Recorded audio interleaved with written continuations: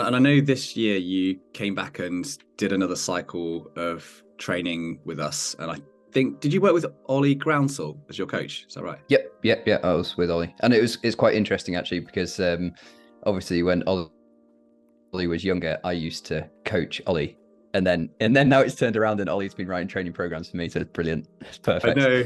It's amazing. I still remember Ollie when he was like 12 years old down the wall. Yeah. And, he was a great climber. Yeah.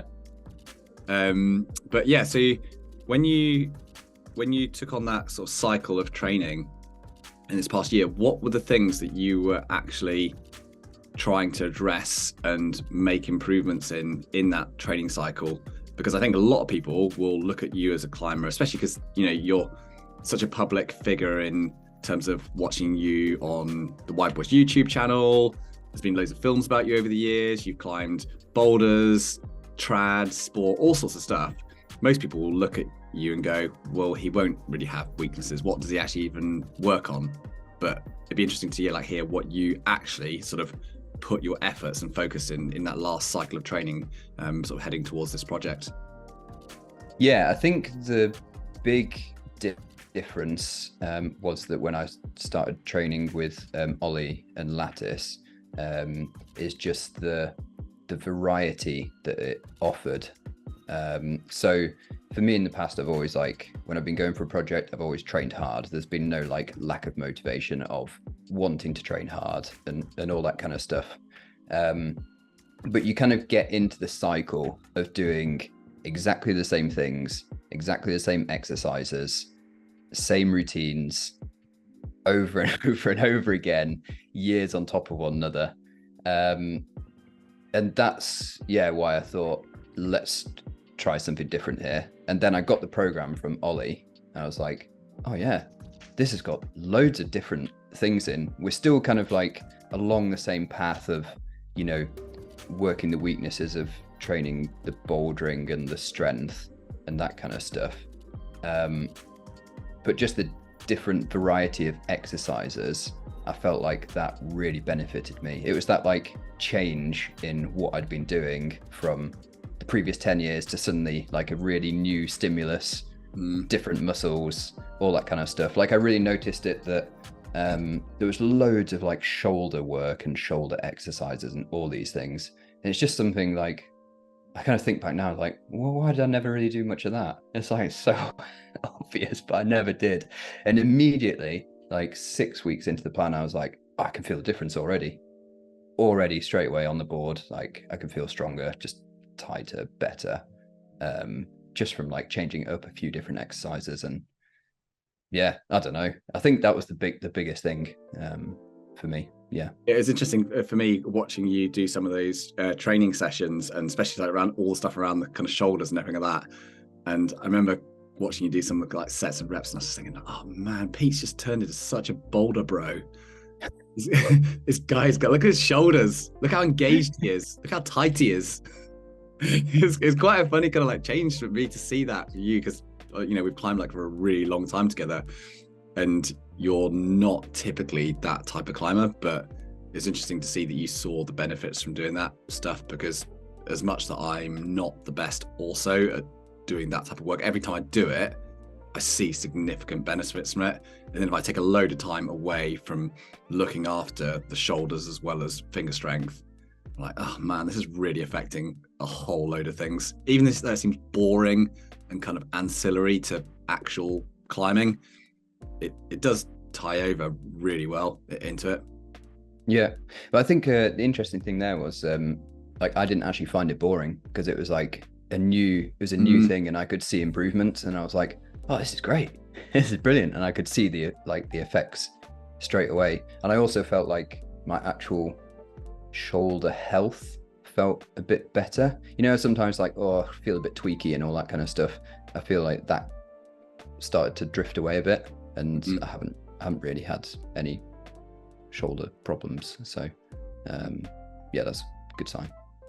Actually, talking of that topic, I think you have had a really good track record of all the years that I've known you, of staying not injury free, as in you just got a free ride and you've just minced through the last 15 years without a single injury, but you've had a very, very good track record of not spending big parts of the year out and not really doing anything, which is probably in a lot of contrast to me, who hasn't always done the best on that.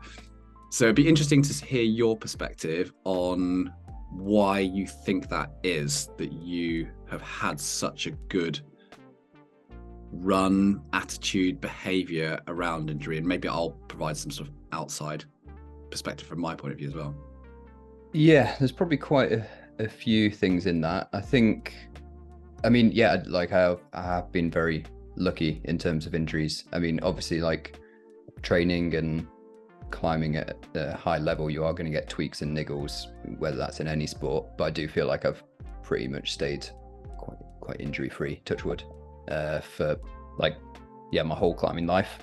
Maybe there's a few reasons to that. I think maybe one is I started climbing at quite a young age, so that maybe has something to do with it, that the body is just like used to what you're doing to it. You know, I grew up through my whole teenage years just climbing, and you know, started climbing when I was 7 and stuff, so that probably has something to do with it. I also think maybe genetics has something to do with injuries as well, so maybe I'm like quite lucky there. But then also I do feel like I have a reasonable attitude towards injury as well, in that I'm pretty good at, like, if I do feel something, like managing that, not just ignoring it, like listening to the body, and like taking the correct steps, or what I think might be the correct steps for making sure it doesn't get worse, or trying to get it better, basically. And also, yeah, just trying not to complain about it too much. I think that helps. Just being positive. Yeah, good being positive about it, I think that helps yourself, rather than just like moping around saying you're injured. It's just like, yeah, it's really annoying, but work on something else. I mean, the worst injury I ever had was like tearing my whatever it was, LCL in my knee from heel hooking. So yeah, I basically couldn't heel hook properly for a year. It took me like a year to get back to full strength in heel hooking. And anybody who's watched my climbing will know that heel hooking is a massive part of my climbing. Like, I rely on my heels to get up things. So it was obviously really important to me, but that just, not that it gave me motivation, but just gave me opportunity to be like, oh, well, now I'm going to go down the bouldering wall and I'm just not going to use heel hooks at all. And I'm just going to work on using my toes and make things way harder for myself that way. And then when I can use my heels again, I'll be stronger and it will feel easier. So yeah, and you'll become like every Sheffield board climber. Yeah. I'm not sure about that. I'll never become a Sheffield board climber. In terms of grips positions, I have watched you climb over the years really well on a full crimp. Again, it's really different to me. I'm pretty poor on full crimp, but I'd be interested to hear what your thoughts are around that being your strong grip and what you kind of use in anger as such, to what you actually train in and how you sort of do that and manage that.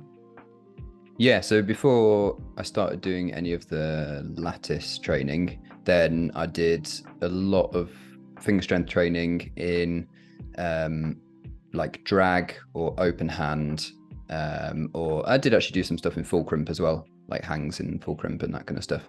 And I did none in like half chisel crimp. But then when I started with Lattice, then I just started only doing half and chisel crimp, because that was the weakest, evidently, because that's not what I ever trained.